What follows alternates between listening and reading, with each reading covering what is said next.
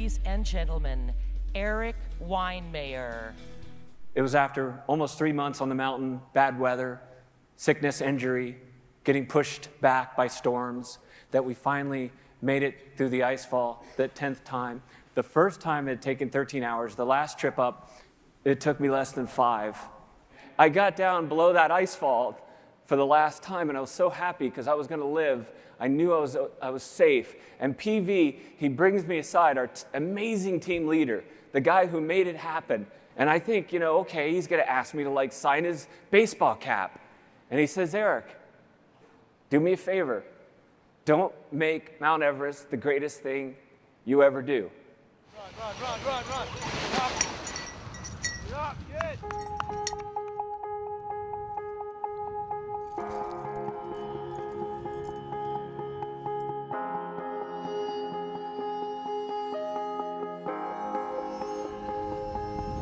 Of course, there are a lot of accomplishments, but I don't think what gets talked about enough is the struggle. Because it really has been quite a struggle to live what I call a no barriers life, to really try to live that and define it and explore it around the edges and push the envelope of what it means. And honestly, most of the time, just to fail it and to bleed it. Higher. Yeah.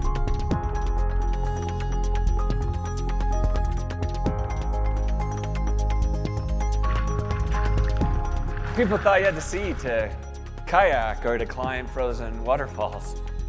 But I think the most exciting, and I'll admit, the most daunting aspect of life is when we become a pioneer and we figure out those unexpected ways of crossing through those blurry lines between what maybe others see as impossible, improbable, unlikely, but what we believe in our hearts to be possible.